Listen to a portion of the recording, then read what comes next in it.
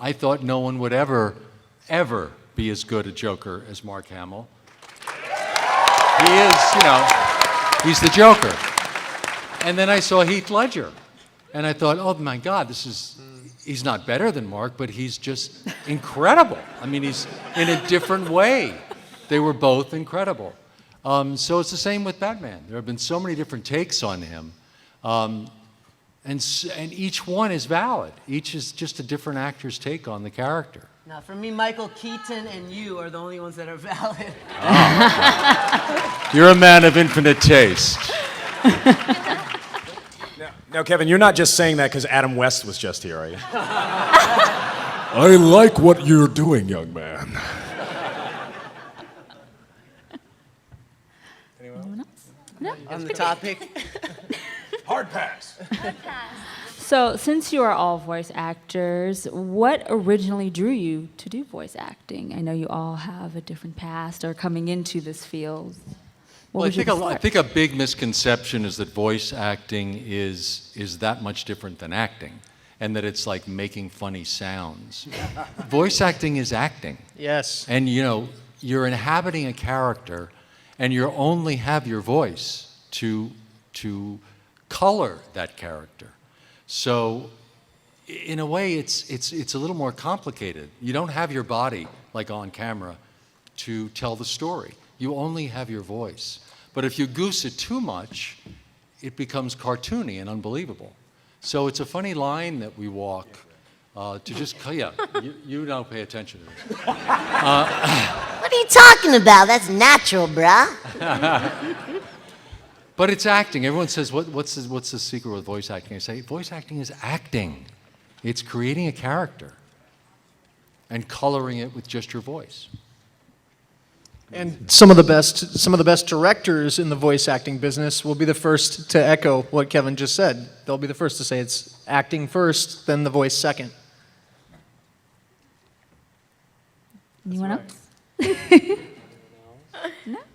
Well, like you were just saying, it's coloring the character, and compared to on-camera acting, what are the more freeing qualities of being a voice actor? I'm assuming you literally and figuratively get to be more animated, but what are those? It's great with the freedom because you're not limited by what you look like at all, or even what gender you are, or what species you are. Like, we can be a bird and an old lady and a witch and a supervillain and a young princess and a little boy all in the same day. Yeah. And you're limited by nothing. And you can make all these cool sounds and your imagination starts going crazy and you just you get to be everything. So I think it's an amazing thing to do. And you don't gotta wait for hair and makeup and lighting. In a way, it's a lot more like being children acting, I find. A good booking session with a voiceover group is like kids playing in a playground, and it's a lot of fun. Whereas on camera, it's a much heavier kind of atmosphere. Well, to me, the line between voice acting and on-camera acting is the same as the difference between on-camera acting and stage acting. The job is the same. Take an imaginary circumstance, bring it to life. That's our job. Whether we do that into a microphone, into a camera, or to a crowd in a room. It's the same job. So people say, it's like, how did you start to being a voice actor? It's like, I was an actor who got hired for a voice job. Yeah. and I always get a little weirded out when somebody comes up to me and says, I want to be a voice actor. I'm like, really? That's like somebody saying, I want to act on the left side of the stage. Like, you mean you want to be an actor? Why just one side of the stage? Because to me, they're all part of the same job, And if you think you can be a voice actor and it's somehow easier. Why don't you come up here and try right now? Come up here right now and try it out. It's not. It's just as embarrassing. Because some people's like, well, nobody's looking at me. It's like, yeah, they are. They're looking at you from across the thing. It's like, do it again. All right, do that exact same thing with that exact same emotion, but 2 seconds shorter. You know? Right? Phil LaMarr for president. I'm not one for trying to glorify myself or what I do. I'm here for the people. And also, it gets even weirder when you get into gaming, the voices in gaming, because there's a world of difference.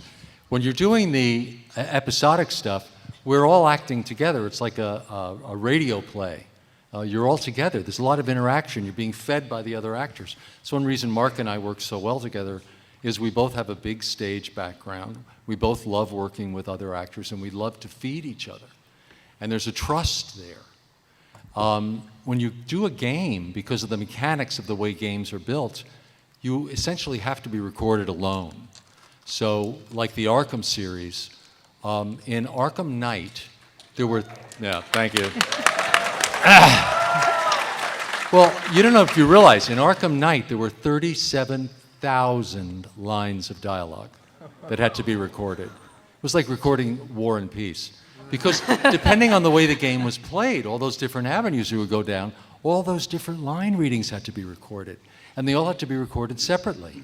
So I was in a booth 4 hours a day, 2 bookings a day, so it's like 8 hours a day with an hour off for lunch. At a week at a time, every month they would bring me in for a week just to do that for those week-long bookings alone. By the end of the week, you know, kind of talking like this, you're not even sure how to speak English anymore. So, you know, they say, oh, that was great. Now could you do it with a little bit more anger? Perfect. Keep that timing. The anger and a sense of irony. Great. We love the anger, the irony. Now a little smile at the end. Just a little smile. I mean, literally. And by the end of the day, you're like pulling your hair out. It's crazy. So it's totally acting kind of in a vacuum. You have to create your own reality, keep your own character real, create your own tension, drama, and then do that for 8 hours straight alone. So it's just a whole different kind of acting. And I'm sorry, guys. I'm not going to hijack the whole panel after this, but I can't. There's a huge elephant in the room because SAG-AFTRA, our actors union, just went on strike against a handful of video game companies. And since Kevin brought it up, not me, I do have to address it. It's a huge, huge issue in the sense that this work is really difficult. It's really hard, but it's important. I mean, can you guys imagine those Arkham games without Kevin? Hello? Is somebody else here from those games, Mr. LaMarr? Unless you want me to bash you in your skull.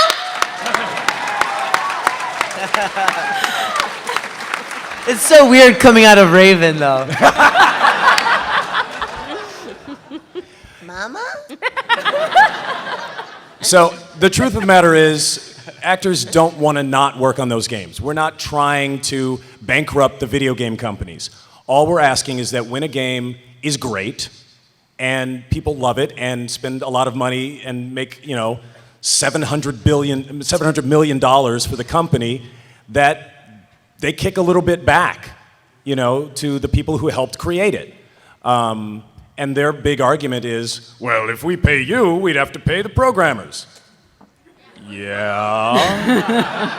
Well, then we wouldn't have $1 billion. We'd only have 999 million. Yes. Not really a convincing argument to us. So, just, if anybody has questions, you can always go to my website and send phil@phillamarr.com. But the truth of the matter is, we're trying to get them to negotiate with us. If they don't like our plan for how to pay it, come up with their own. They just don't want to. They've taken their baseball bat and their baseball and they've gone home. Right. They don't want to play at this point. Right. Their $1 billion baseball bat. Yeah. Sorry, I'm done. No.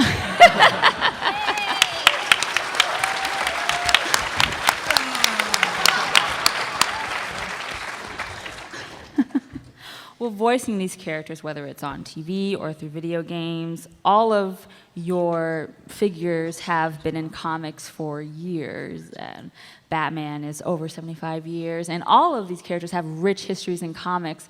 Was there any outside influence to shaping how you voiced your character, or was it strictly through the voice director, or was there outside influence for shaping Well, I your think character? the others probably have a different experience than I did. Mine was a very unusual situation. Batman was the first animated character I auditioned for. I had done commercial voiceovers, but I had never done an animated character. I didn't even know Batman hadn't been an animated character. I didn't know anything about, the only thing I knew about Batman when I went in and I met Bruce Timm, Paul Dini, Andrea Romano, I didn't even know who they were. They said, what do you know about Batman? I said, well, I know the Adam West show from the 70s. And they went, no. You know, everyone loves Adam West. Everyone loved that show, but that wasn't at all what they were going to do. They were going to go back to the Dark Knight tradition and you know, the real drama, the real film noir tragedy. And they had to describe the situation to me. And so it was really an unusual situation where I was an actor who had trained at Juilliard, done a lot of Broadway, off-Broadway. I was a theater actor who happened to be in LA doing a TV series at the time. And they called me in to do this voiceover audition. So I applied all my kind of theatrical instincts to that character. They described, you know, he's avenging his parents' death. He's living in a cave. He's got two identities. He's living in the darkness. I said, you're describing Hamlet. And they said, well, no one else has said that. So I just, you know, put myself in my actor's imagination, and I came up with the darkest, most, you know, the most intimate sounding place I could go, the most painful, dark place I could go in my voice. Don't stop, Kevin.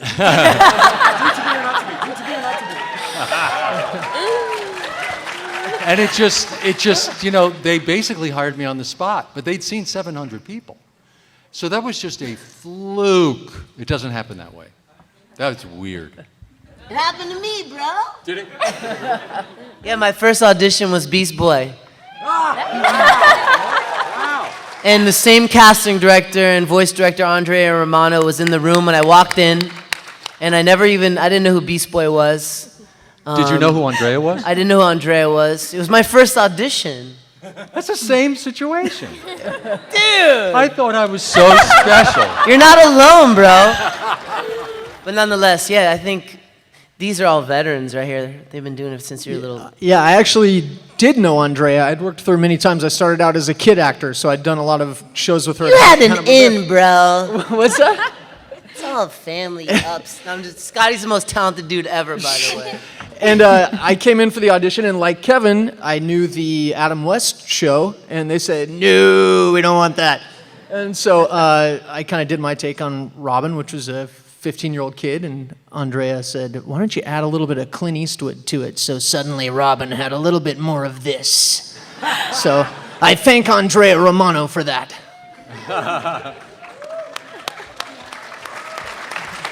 We love you, Mama Andrea. We can't say enough about Andrea. She's She awesome. is awesome. She started out, she studied acting in college. She thought she was going to be an actress. So that's why she loves actors. She loves actors, and I can't tell you enough, not everyone in this business does. They really don't.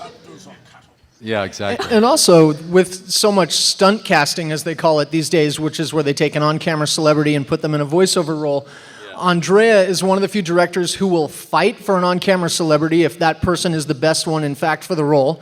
And if the person who is the best for the role is a rank-and-file voice actor, she will fight. And she fought for Greg Cipes as Beast Boy, who was an unknown in the animation business at that time. And I think the network was pushing for somebody more well-known. And Andrea said, no, you have to trust me. This is the guy. And we got Beast Boy. She got a really strong grip, though, when she had the guy's neck, the executive's neck. Greg Cipes is Beast Boy! And you're like, okay, Andrea. Okay. So it worked out, yeah. But I never did that voice before. It just came out. I saw a picture, and it was like, yo, what's up? He was inside of me. It always freaks kids out. They're like, where's Beast Boy? I go, yo, he's right here. He's inside of me. They're like, Mom? No, he really is, though. Hynden, Tara, you guys want to save us from mansplaining? What are we talking about, Andrea? You started. First cartoon? Oh man, all of a sudden out of nowhere, it wasn't Andrea, but it was Maria Estrada, who I love dearly. How did she even know me? I can't remember, but she was like, oh yeah, we're casting you as the lead in The Secret of Nim 2. And I'm like, great. How did that happen? But it was great because, like Kevin, I'm from theater, and I'd done Broadway, and so animation was the easiest little step over. I mean, it's so much the same to me, like if it's theater or if it's animation, because you have to project, you know, you have to get your point across to you guys way back there, you know? And you have to do that on VO. Hi, guys! You have to do that in VO as well. So doing the MGM movie was great, and then I got into a Nickelodeon show called Chalk Zone. And it was a really good show, right? And that one, I'd been auditioning for animation. It was like, okay, new kid in town here. Gotta pay your dues a little bit. And finally, I was like, okay, clearly, whatever I do, it's just gonna go into black hole. So it doesn't matter anymore what I audition with. And I saw the character of Penny, and she had this mouth over here, and she would talk like with her mouth on the side of her mouth, you see. And so it just kind of came out like that, and I got that series, and I've been doing it ever since, so happily. Good, thank God.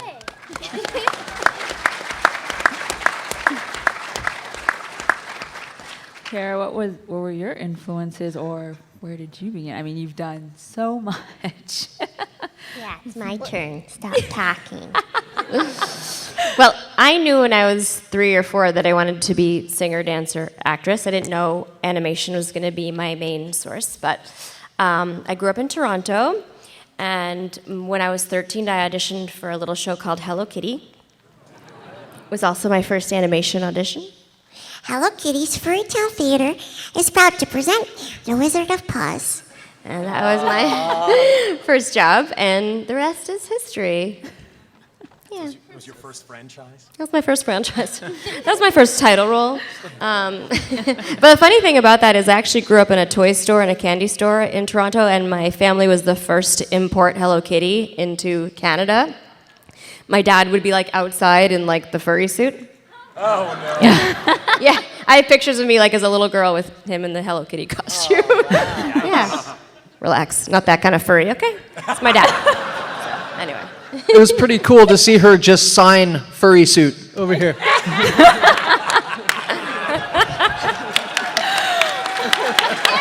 it again. Furry suit. Furry suit. Yes. Phil, you didn't tell us your start in animation. What? First animation. Yes, we've taken control. We're now asking ourselves our own questions. My first animated job was in high school. A friend of my mother's worked for NBC and knew that I did plays, and they knew that there was this new cartoon they were working on where they actually wanted to hire kids to play, real children to play the kids' roles, which was bizarre at the time. And I went in and auditioned and wound up getting the job, and it was and they filmed it they recorded it in the summers when the kids were off from school, so we wouldn't miss class, and it was my summer job for 3 years. I was Woody on the Mr. T cartoon. No, don't pretend. Hey, Phil, That's not one of those ones like, oh my God, I grew up with that, that's the thing I love. No, not really. I liked A-Team. I watched it once because I thought it was the A-Team and it wasn't the A-Team, so I stopped. Hey, Phil, I've heard you talk about this before. Didn't you tell me that they always directed you to go up at the end of every line? Yes. The director literally forced us to speak every line the same way. He's like, you've got to go up at the end of the line. It gives it energy. Like, every line? Every line. Like, I'm so sorry your dog died. No, you got to go up. I'm so sorry your dog died. Great. And like literally, if you didn't go up, you had to do it again. It was Pavlovian. Well, on this panel, we have most of the Teen Titans Go cast, which is amazing. Oh, Kari, he's just doing a little show called Walking Dead. Yeah. Oh, sorry. Kari's off wearing a wig. Yeah. So when you went from Teen Titans and then came back together for Teen Titans Go, what was that experience like, kind of coming back together and recording together? Well, first of all, it was the best phone call any of us have ever gotten because we really love each other, and getting to do this again with those characters was like a dream come true. So take it from there. Greg, you were very instrumental in this, weren't you? Well, I mean, I started a rumor. I'm so glad you finally admitted that. Because I'd be here like, Greg Cipes went to a con in Australia and said Teen Titans got a pickup. Is that true? I'm like, no. Like, he would just go everywhere. But I stuck by it. Yes. And How Trumpian of you. yeah, I mean, you got to take things into your own hands. Didn't you guys want the show to come back? I had to be a voice for the people.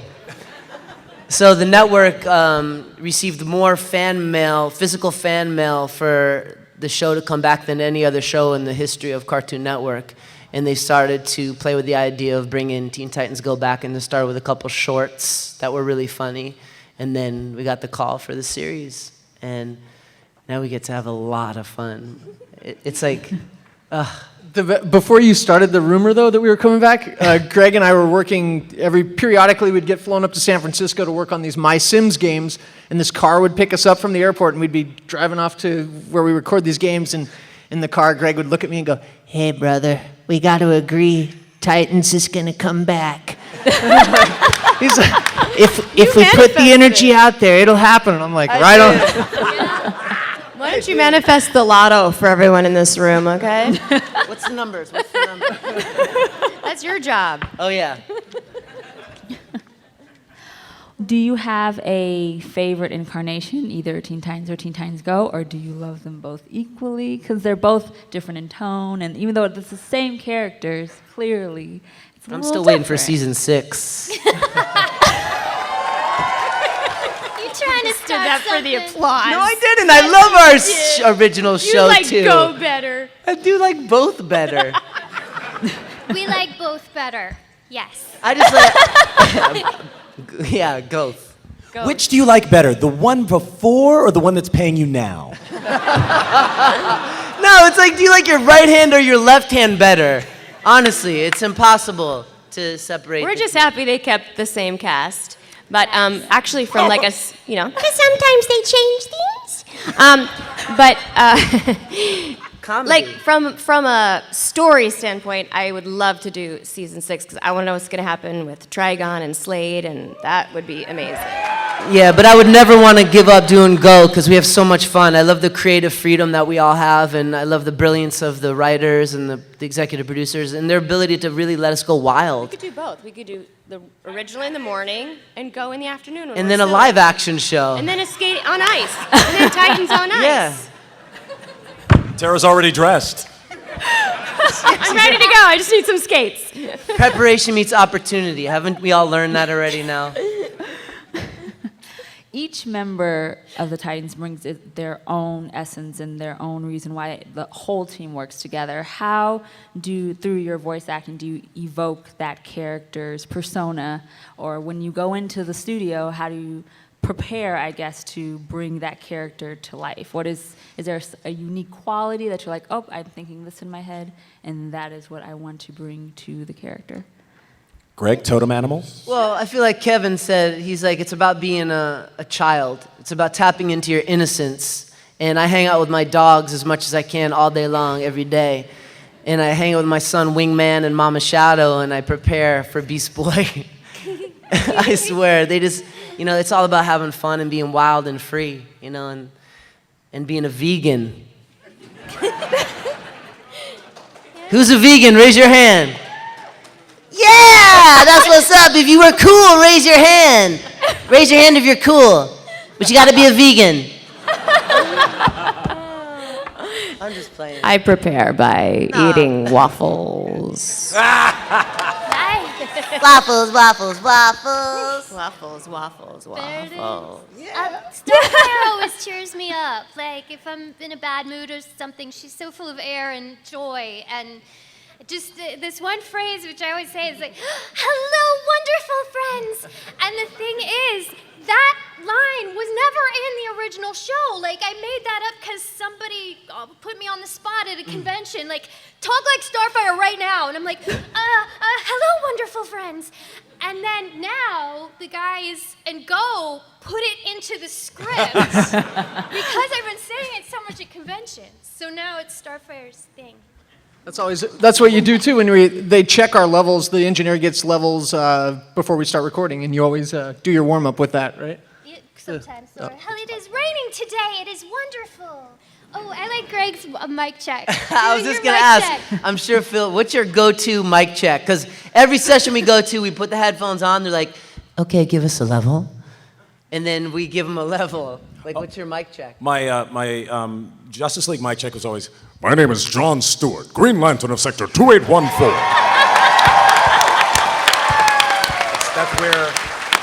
that's my pitch pipeline. Kevin, go ahead and give us a mic I know what check. Kevin's is. I remember you.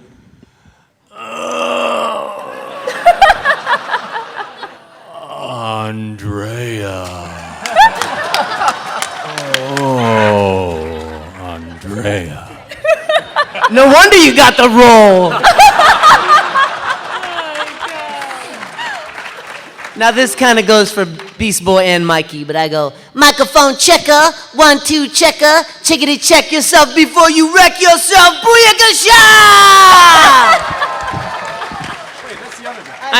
I'm not even joking, but every time he does that, then I just copy what he says as Raven, but like that I hate it. So do it again. Microphone checker, 1, 2 checker, chickity check yourself before you wreck yourself. And they're like, okay, that's good, Greg. Chickadee, check yourself before you wreck yourself. She does. Every time. It's true. I did mine. Slade. That's the original show. What's your one now? You're much crazier now. Yeah, what It's you did just yesterday. a lot of screaming. Yeah, there's nobody that works I'm the leader harder. and no one listens to me. I'm the leader. Come on now. Go, go, go. Scott works so hard on this show. We're slackers compared to Scott. I mean, you're just amazing and tireless, and we're so honored to watch you every day, dude. You're amazing. Well, you're awesome. You know what I really want to do? I want to play a Robin to Kevin Conroy's Batman. I've wanted to do that. Any day, any day. I'll introduce you. Hey, Robin, have you ever met Batman? Have I ever met him? There are pictures on my bedroom walls of him. Well, hey, Batty, this is Robin. Get in the Batcave, Robin. Best day ever.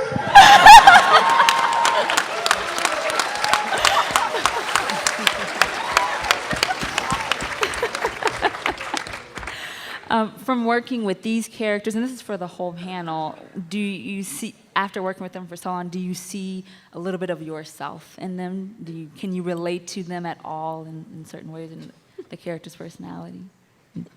Anybody? Yes. Greg, can you relate to any of your characters? Our writers on Teen Titans Go now write stuff for Beast Boy based on stuff out of Greg Cipes' life. Yeah, it's sad sometimes.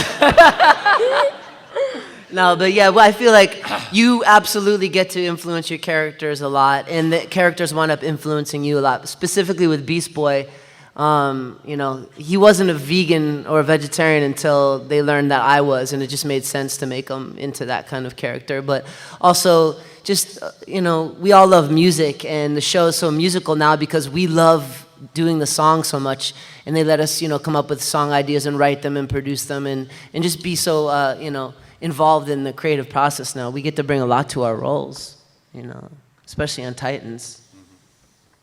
And the wonderful thing about Batman, and the reason he's lasted so long and so many people relate to him, he's so noble. He's so pure. And I just find that character so ennobling and such an example to live by, that no matter how bad your day is, you have no excuse not to be your best. He's such an example.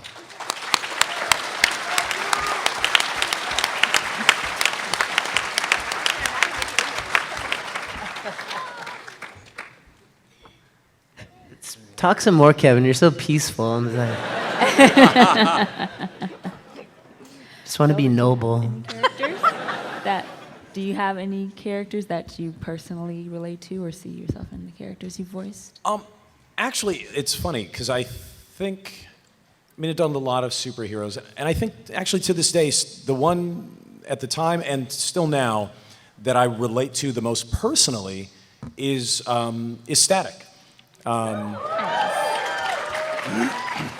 I've always felt that the character of Virgil is probably the closest I've gotten to playing myself in anything. Like, if I had gotten superpowers when I was 14, I imagine that's pretty much what my life would have been like.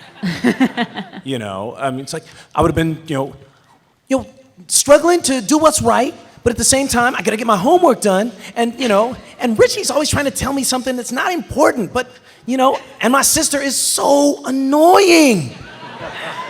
But it felt, you know, and I'm sure part of that was the writing staff on the show was so amazing that it felt real, but it really did feel like this could be a life, this could be my life, you know.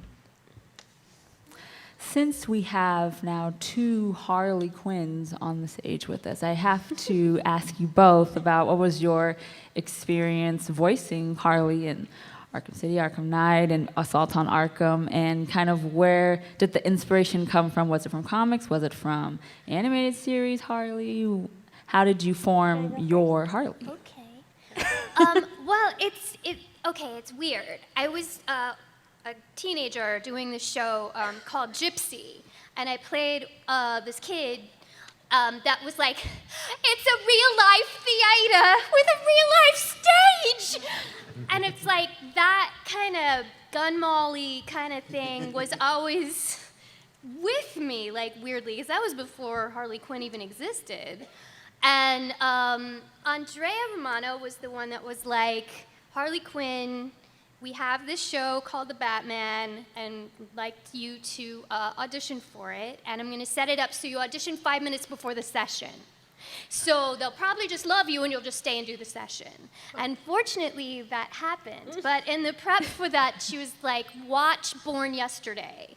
Watch, is it Billy Day, right? Like a little bit of that kind of a thing. And, you know, and I actually was lucky enough to get to work on Justice League and with Arlene. And, you know, I was like, wow. Oh, man, that would have been a great part. Oh, she's just killing it. She's killing it. And so it was super fun to get to do it later. But, I mean, like how my head kind of works, it's sort of like I was in the second cast of Les Mis. You know, it's like replacement cast. Harley is Arlene, Harley is Paul Dini. That, you know, that they created her. And I mean, it came from something Arlene did on a soap opera, which is so cool to me. And yeah, it's just, I just feel thrilled that I get to, you know, play her once in a while, and it's great. And that's all. That's what I got. I also was able to witness the amazing Arlene. I was playing Batgirl with Kevin Conroy on one side and Mark Hamill on the other, and I pinched myself every damn day. Yeah. And Arlene is magical. There is no other like her. And I did not audition. Colette brought me in for the video game and said Arlene was not doing the game, and I panicked because I love her so dearly. And I said to the creator, why am I here? And they said they wanted a new take on it. It's not a, you know, most voice actors, when there's a replacement, we call to make sure, you know, oh, you want scale and a half after we made $3 million? No. So we call each other to make sure it's not a money thing. So this was strictly creative to sort of have all these crazy levels for her. And I was terrified to step into those shoes, because those are some mighty big shoes, Puddin'.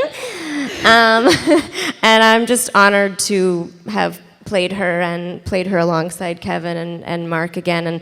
And speaking of, the stuff with the video game, not to bring it up again, but the reasons that we're so passionate about this strike and what's happening is when we go into a video game session, we don't think, oh, I'm going to act less better than if I were on a TV show. And I think when the industry started, they didn't hire the best actors, they didn't hire the best directors, and then they started hiring good actors, and they still didn't have good directors, so we would come in and do 8,000 death sounds and kill our voices. But knowing I've met so many of you amazing fans at cons, the gamers are so hardcore because we're in the game with you. And so us, whereas the actors, were so conscientious about doing a great job. So it's just, we feel like there should be like the same pay that we would get to do on a show, except that it's even more work. Yeah. And for me, my first real vision of a game that looked like a movie was Arkham. I mean, what an amazing, beautiful, beautiful game. So it was a real honor to be part of that and that new sort of trend of games looking like film. That was a long answer. No, it's perfect.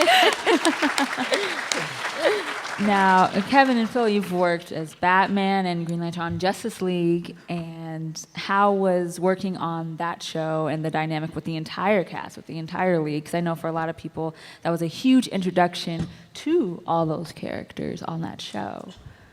Well, I'm going to start, because I knew you. Kevin was already established. Kevin was Batman when we first started doing Justice League. So he was the bar the rest of us were trying to reach.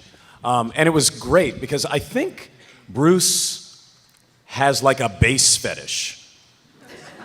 Because there were a few episodes where, I remember one in particular, you were on a mic, Clancy Brown was there as Lex Luthor, I was doing John, Carl was doing Jean Jones, and I think William Smith was guesting as something but basically it was all of these guys like the voices were all off the end of your piano, like you went dun dun dun dun dun dun, like So it was all these guys talking like this, and everyone was talking like this, and all the voices were just like you didn't actually hear what anyone was saying, you just felt it through the bottom of your feet. So, I mean, I think it's because of the way Bruce draws characters. Like, everybody has this enormous chest cavity. So all the voices have to sound like this. And then as a counterbalance to that, there was Susan doing Wonder Woman. And I remember there were times when she would say some completely innocuous line, well, we've got to go get them. Something like that. And like, George Newbern had the mic next to mine, and I would think in my mind, it's like, okay, what she's saying is not at all sexy, but she just made it sound so sexy. And I would look over at George, he's like, all right. So that was my experience. The thing for Justice League for me was suddenly you're one of 7 principal characters. So I went from Batman the Animated Series to where I was the focus of the show, really, to the adventures of Batman and Robin, where I had a sidekick, and then Batman Beyond, where I was old, 80-year-old Bruce Wayne, and someone else was the focus of the Batman, and then Justice League, where I was one of 7. But you've still got to be true to your character and establish your reality, even if it's only with 5 lines in that episode, which it often was. Just because you're sharing the stage with so many people. But you can't overladen those lines too much or they become unbelievable. So you've got to keep your reality, but you have a very small window to establish it in. And that's a funny kind of a tightrope to walk.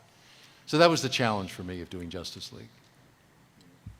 Yeah, I remember the writers talking about that, especially that first season, how hard it was to balance 7 main characters, and you got to give everybody their due, and it's like, okay, well, how do we create storylines where 7 people are all like interacting, and it's like it can't be about all 7 of them, you know? So, and the world is, you know, being destroyed at the same time. Yeah.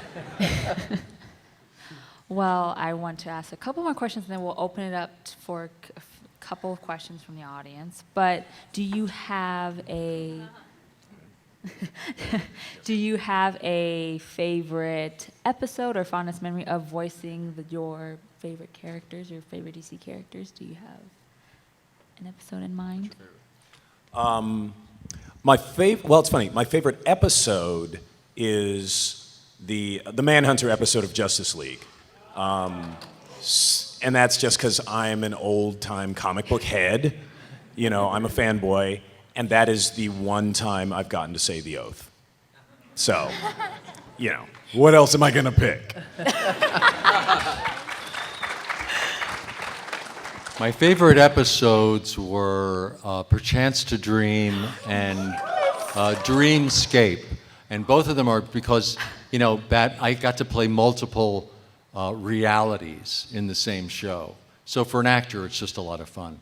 But I think the best project I was a part of was probably Mask of the Phantasm. Yes. That's just such a great movie. And it tells the whole Batman legacy so beautifully. Favorite? Do you have a favorite? I can't choose between all these shows. It's too hard. Favorite episode of Teen Titans? That's what I'm talking about. There's so many. I love that show so much. I love The Beast Within. I love the most recent, like, when we're living on the island. I forget the names of all the episodes. I like the one where we just redubbed the original series. That one was awesome. I got to play Plasmith. That was really fun.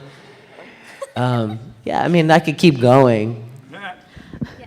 What about you? My favorite go is Lady Legacy. Oh, yeah. Look at those legs! And my favorite Batman episode was Girls' Night Out. I just thought that was so hot with Batgirl and Supergirl with towels on their head, gossiping, not about you. That chick power thing just gets me. I like that. I'm with you. I couldn't possibly choose. They're all amazing. From the original show, I liked an episode called Trock, where someone was being racist against Starfire, and like I just got Cyborg chills. had the best line. That was a good episode. I like the best line. What was it? It was something like, "What do you mean? People are judging you just for what you look like? They don't know anything about you." And she's like, "Yes, you understand?" He said, "Of course I do. You forget, I'm half robot." Yeah, I just got chills, no lie. From the original Teen Titans, some of my favorite episodes were the very dark ones. One called Fractured was really cool. Betrayal, there were a lot of really great ones where Robin got to go head-to-head with Slade, where I got to go toe-to-toe with the actor Ron Perlman in the studio and act off him. That was a lot of fun. As far as Teen Titans go, they're all my favorite. I got to do a monologue in Pig Latin. I got to play 4 different Robins, and one called the Best Robin. One was Golly Gee, and then the other one was What's Up? And then there's another one that talked like that. And so, I don't know, you just get to do all kinds of crazy stuff on Go. So pretty much anything from Go is my favorite on that Dance show. for your bees! Come on, Robin! You want some bees? Dance for your bees! It's for your bees. Why is he doing this? I said dance! Come on, dance!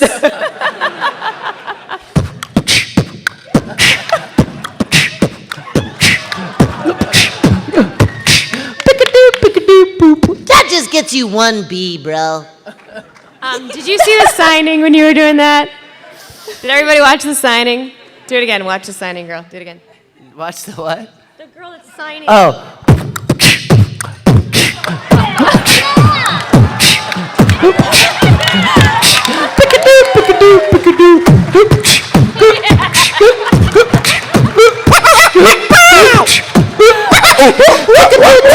Teen Titans go!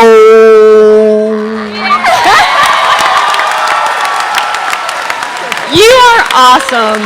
Awesome. Now, I bet you don't get to do that when they hire you at corporate events to sign.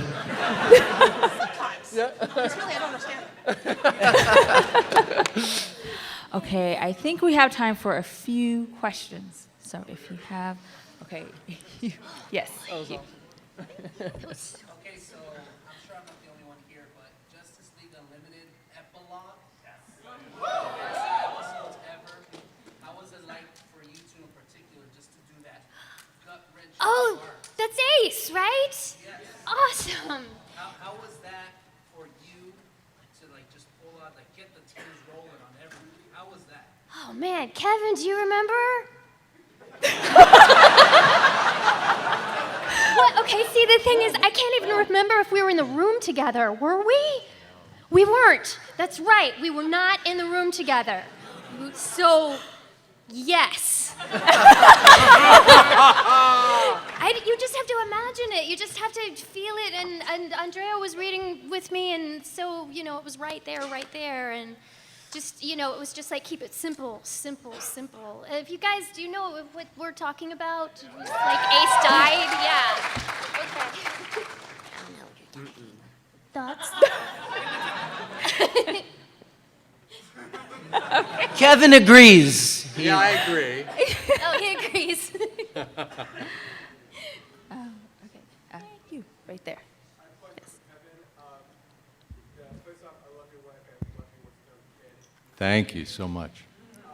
The question I had is, and I'm not sure if it's under wraps, but is there anything you're working on with Mark Hamill right now? Well, no. I mean, the new Justice League Action, Mark is doing some guest voices in. But no, there's nothing that I'm doing in terms of Batman and Joker. No, there's nothing wrong. For me, acting-wise, you and Mark, nothing's ever gonna touch Killing Joke. That you guys No, were wow. amazing. You were amazing. What a movie. You What a guys were movie. so, like, just the That acting, ending was amazing. so wild. I wasn't love it? that movie so much. Thank you so much. But no, Justice League Action is something to watch out for. It's really great. The guest cast is incredible. James Woods and, I mean, all kinds of actors. It's really good. Yes. Piggybacking about the Killing Joke, how did Tara and Kevin feel about that girl?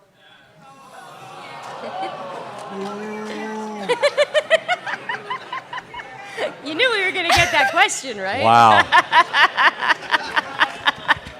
He's hot.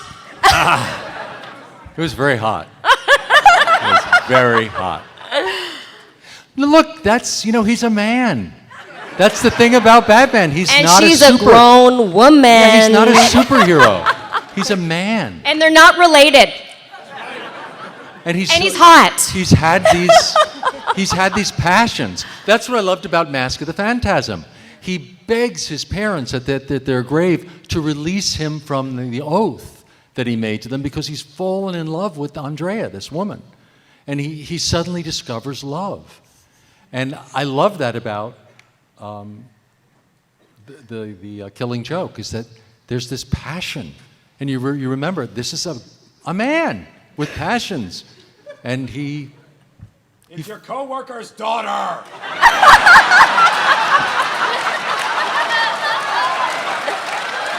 That's how you know the real geek on this panel. I was trying to put a positive spin on it. I loved it. It was hot. Hey, Jim. Hey, Batman. What'd you do last night? Nothing. I should probably disappear right now. That's awkward. By the Yeah, way, real honorable, Kev. You changed my whole perspective on you now. Your soothing thing is a whole act. I know. And he's such a dog. He's such a dog. The truth comes out. Whatever. I don't care. It doesn't matter. You don't care. Yeah, it's bad. It's bad. It's fine. You're a lot more like Beast Boy, bro. Okay.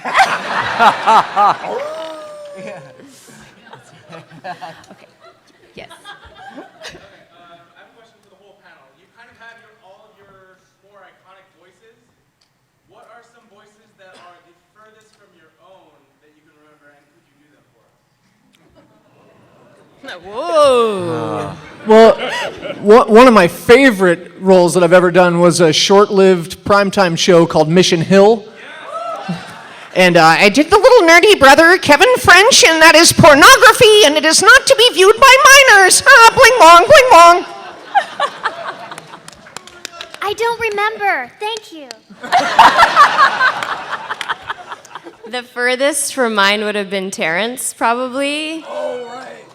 And nobody knew that was me. Boo, you losers! That one did hurt after a while. There's a new character I'm doing. Everybody say Mr. Hand 3 times. Oh man, what's up, y'all? How y'all doing? Real, I'm Mr. Hand. It's nice to meet y'all. What's up? Hey, Kev. What's up? You know what's up, Phil. I love you, bro. That does not sound like you. Actually, I got that from Kevin Michael Richardson. That's my best Kevin Michael Richardson. Yeah, for real. Come here, Greg. But that's Mr. Hand now. When I auditioned for Batman originally, I was trying to pitch myself. They wanted to hear me for Batman, and I said, but, you know, I really want to do character voices. It'd be so much more fun to do Joker or Bullock or something. And they said, well, don't you understand? If you do Batman, you'll be in every episode for the rest of your life. I said, but I could do a really good Bullock. You know, I could do the, D's and Dems kind of Bullock character. And she said, no. I said, well, what about Joker? They didn't want to buy it. Thank God. Thank God they didn't. That's interesting. I feel like the character that's farthest away from my real voice is not from any of the DC characters. It was a character I did in the Metal Gear series called Vamp,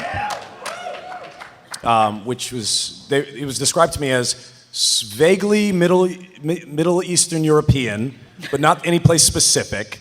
Yes, he's not Casmia. Right. Yeah. He's not a real vampire necessarily, and he's ambisexual. Like, go. And I'm like, okay, well, and it was just sort of like, well, what if he was a vampire? Like, if you're a vampire, you don't breathe. So, like, I tried to take as much air out of a voice as I could. My queen, you won't believe what we've found. Well, Snake, are you ready to die? So just turn up the creep factor. I hope that doesn't sound like my real voice. That's good. I just want to hear from Conroy himself. Can you do that evil laugh from the end of the Killing Joke?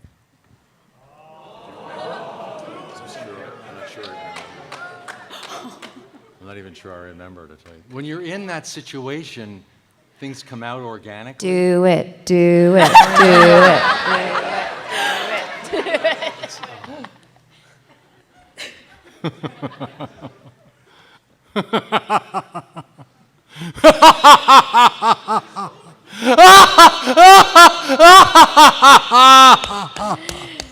Yes!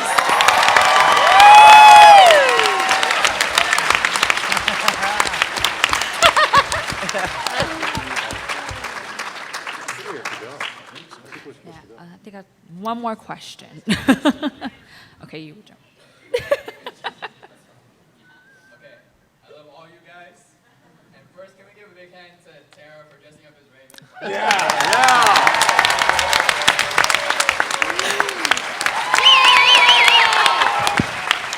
That ain't the Raven I remember. Okay, so I have a request for 3 of you. I wish it was for all of you. I'd like you to give some quotes in this order.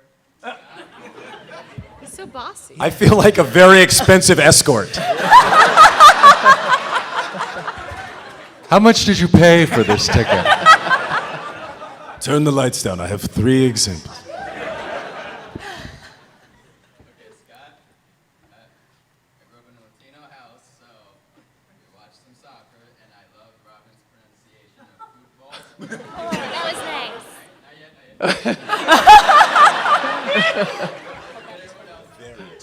Yeah. I would like you to say, they call me Jack. And finally, with Kevin, you hit your Batman I am vengeance quote. Okay, so for me, the question was, he grew up in a Latino household, and he loves my Robin's pronunciation of how they pronounce soccer over here. Robin would say, Titans, today we were going to play football. One of the other Titans would say, you mean football? No, no, no, football. All right. And when we're done, leave the cash on the dresser. They call me Jack.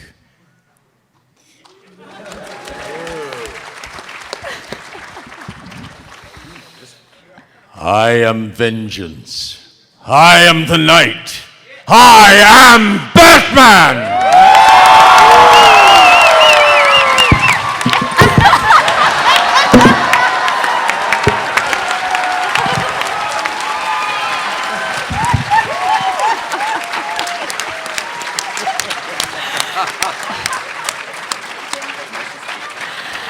That is a perfect way to end this panel.